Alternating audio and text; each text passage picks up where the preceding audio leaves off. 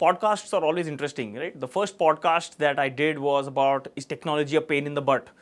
Where we discussed the good and the bad and the ugly of technology. We switched gears to the chaos of a startup. In the last episode, we spoke about investments. But around all these, there is one element which is very key to any kind of business, company, product. That is people. This time, we're going to talk all about people. Now, my team, which is even doing this podcast, is a large team, and they don't have the confidence in me that I can actually do a podcast alone, right? So they've always told me to get a guest on board to keep me in check. So I've always got a guest to keep me in check for these things. But even this team together, they have subtle ways of getting back at me. This time's guest is Sumit Sabharwal, the VP HR for Fujitsu. And you can see the crazy difference between us, right? I have so much more hair than him. So I found out that my team actually went the distance to tell him, please don't tie your hair, leave it open so that we can take a subtle dig at me. And this is how we roll, because ultimately it's all about people. Sumit, would you like to quickly introduce yourself? Thank you, Gautam. I am not new to something like this, but the fact is that I'm very happy to be here. I'm still very happy that people who have less hair can still kind of pull off the start in a good conversation. So I think I would say your team is in the safe hands. Oh boy. From that perspective, but very happy to be here.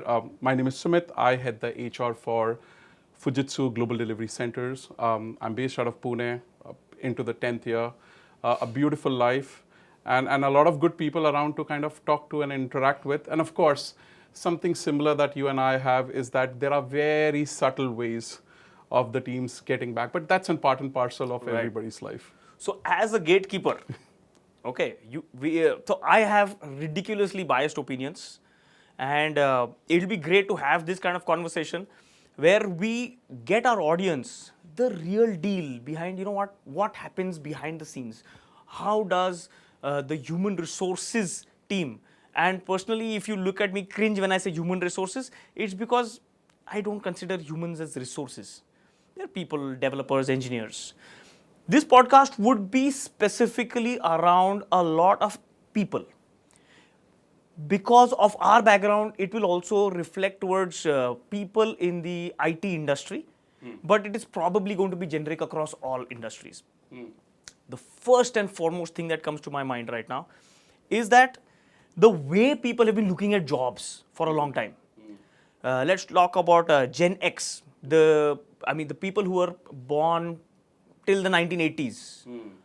Especially in India, they were like, keep your job. It was all about job security. People getting into the same job for 30, 40 years, having a retirement plan with that company. Provident fund was important. Public provident fund was important. Building that company, job security, very important. Me, we were the millennials, the 1980 to 2000 born people. For us, job security was never, we had a lot of jobs available. So job security was not important, but comfort was. So I want a car, I want a house, I go on vacations, I have a salary, and I will quit my job when I have bigger, better aspirations in terms of work, role, money, things like this. The problem I see, Sumit, is that the Gen Z, which is 2000 onwards, people born after 2000, they have been living in comfort. And when I say comfort, internet is the biggest comfort. So what drives these people? What drives Gen Z to stick around in a company? Because company is all about the culture. What is your opinion about the Gen Z sticking around and wanting to be a part of the company? So again, as you said that I need to keep you in check for a couple of things. So I think we quite a bit talk about Gen Z, but Gen Z is a part of it. I'm a millennial, you're a millennial. millennials still holds a larger population in the workforce today. I mean, on an average age that we would be anything between 29 as a country or 32 in terms of working professionals. I would say that while I would be more than happy to give you a perspective of Gen Z, but also what overlaps is millennials that we have. And I think there are similarities in both of them. They have common aspirations, while you very clearly differentiated that a lot more of millennials is comfort and convenience. I think a lot of the current generation or Gen Zs, what you talk about typically, are all about the fact that today I'm going to work, tomorrow I'm going to take a break for 6 months. The whole concept of even sabbatical is thrown out of the window today. Now it's called staycation. Staycation, exactly. And that's how hotels in Dubai will sell you programs and staycations, and that's how the Instagram Reels and the world is 15 seconds.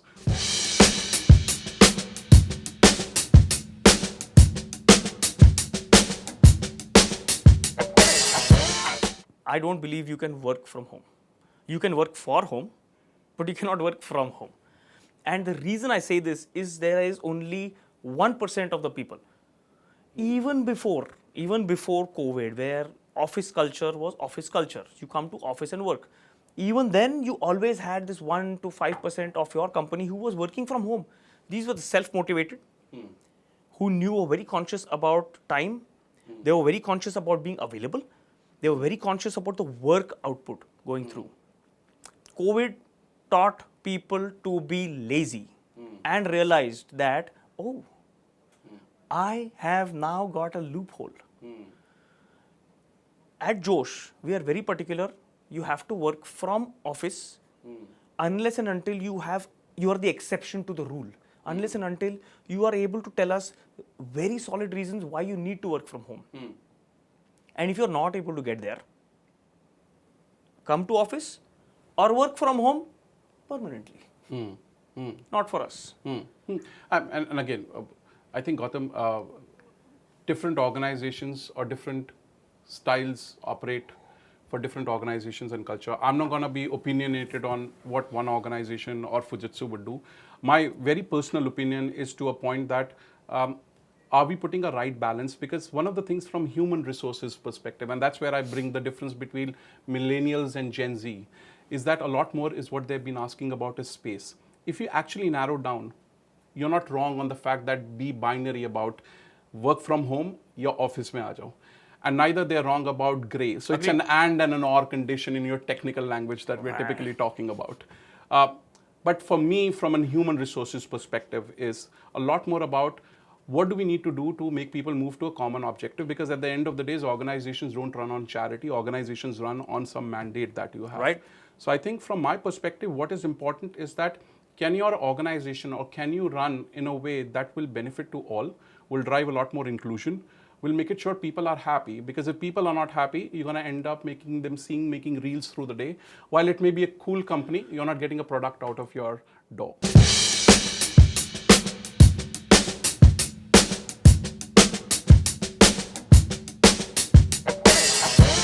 So I love this concept where we have changed the definition of inclusion, where inclusion used to be very gender related. Today, it is situation, environment related. Exactly.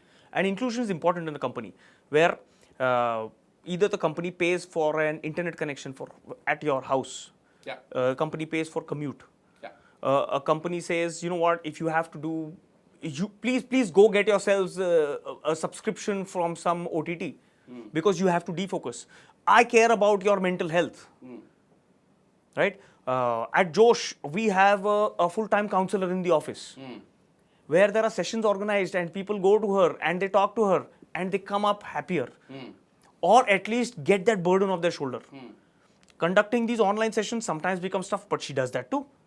Now, I like this, the definition of inclusion that we are adding, where inclusion is all about your what used to be called work-life balance to being mentally healthy. But at the same time, not at the cost of productivity. Now, once we talk about the word productivity, there has always been in the industry an 80-20 rule. 20% of the people do 80% of the work. Inclusion and work-life balance and availability bring in the loophole of lack of productivity, fake productivity. In other words, what people term as moonlighting. Now, my personal opinion is moonlighting, just to give the right definition of moonlighting from my perspective, and it's a lot of different perspective. You make money on the side, you do some freelancing work, you are giving your commitment to the company, may not be giving the commitment, but you want to do some other things too. So you want a stable job, but you also want to work on the side. My opinion, two things. Do moonlighting. It's great, nothing wrong with it. But not at the cost of your work. Which means that if you are going to take on some freelancing gigs, by all means do it. But please don't use the office laptop for it. Use your personal laptop and do it, because the data that gets shared cannot. So I will not tolerate data breach. Do it on your own time. Do it on your own space. Do it with your own resources like a laptop. Do it over the weekends. Do it at night, but not at the cost of delaying work in or for the company. And that balance is very difficult to get today, because some people start realizing that, oh, I'm already getting a salary. It's okay. I can push deadlines. I can call in sick. And when I'm calling in sick, I actually do some other work to make more money. And the moment the money becomes your goal and not a means to an end, your inclusion, your productivity, all these things come out in the open, and the company goes and cuts your feet and brings you back to ground. Yeah. So, you want me to be on this podcast to be real. So let me give you a couple of things in a real. And while I completely appreciate that your opinions are pretty black and white, as a matter of fact, I believe that a lot of leaders or people who are running organizations should be that black and white, because a lot of time people in the organization are still not clear because we don't communicate very clearly. So I'll answer part of your earlier question, which is saying that we did everything to make people comfortable, from dongles to laptops to stickers to the younger generation. So younger generation को laptop के साथ घर पे stickers भी चाहिए, जो fancy दिखने वाले होने चाहिए. So to that level organizations have gone. And then all of a sudden I've seen, with all pampering happening, last year most of the organization went into a balanced scorecard with a major KPI as productivity. And for us as an HR guys, it was like a swing. It was a swing that we are kind of taking care of people because they should be happy, to now productivity. And you can't just check productivity of people sitting at home. Now, in this, and nobody's wrong, because of the fact that as the market evolves, as people come back, you want to kind of make sure that you're profitable. And as I said, the real deal is to kind of make it sure that everybody's a win-win. I think for me, fundamental question that we should think about is not about inclusion. For me, fundamental, a subcategory within inclusion is belongingness. And hear me out, Gautam. Belongingness is something, wo main ad dekhta hu kai bari naukri ka, where I see a Tendulkar walking, a kid walking with a bat, and the bat stays back, and the guy's now dragging himself with this. That's where belonging happens. Is, do I feel early in the morning to get up, dress up, be myself, go to office and work?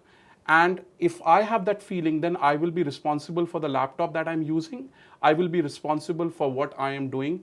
I think the real deal for me is that the organization is genuinely investing, or the manager is genuinely investing into people about feeling belonged. And belonging can as simple as start with the way you say coffee discussion. Instead of asking about what is happening at a macro level, you can ask that person, how are you feeling?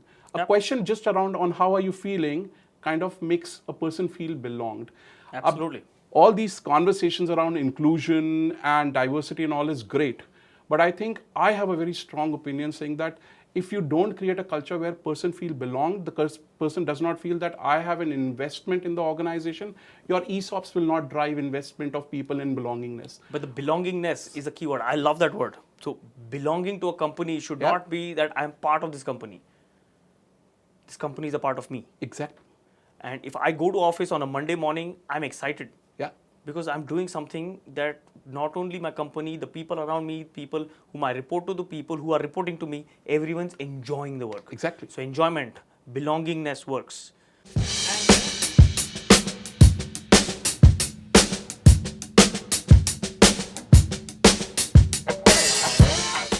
So So it is a very common philosophy about MAP, mastery, autonomy, and purpose.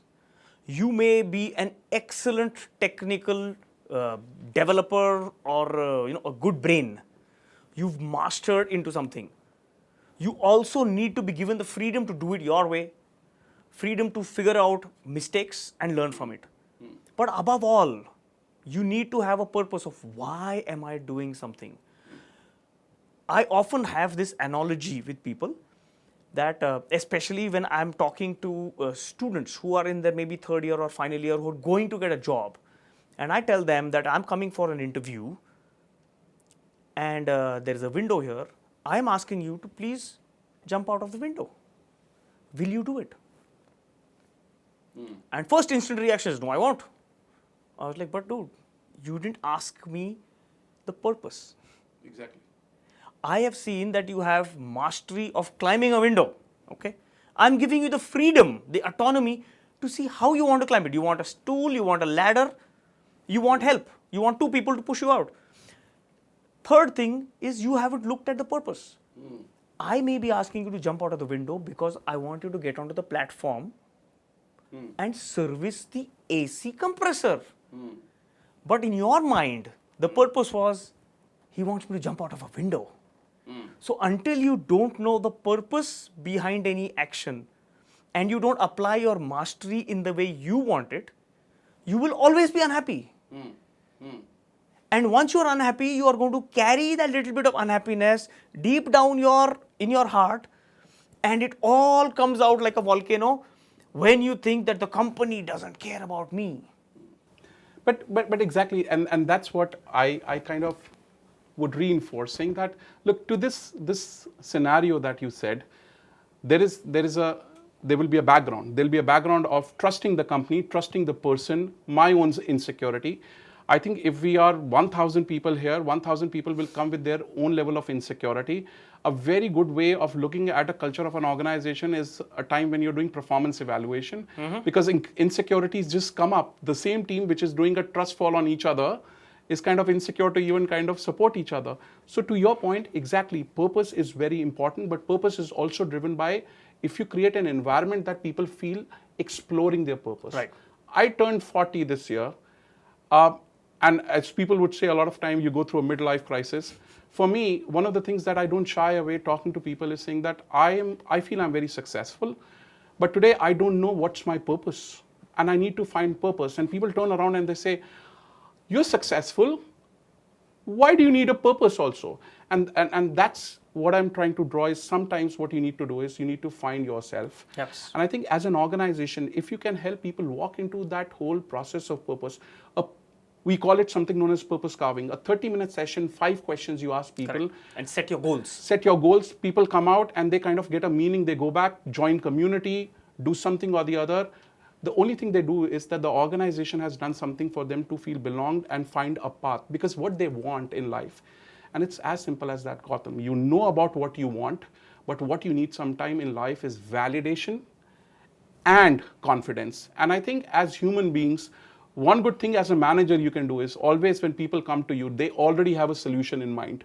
They have a decision in mind. Either you can validate or you can tell them the confidence that come out.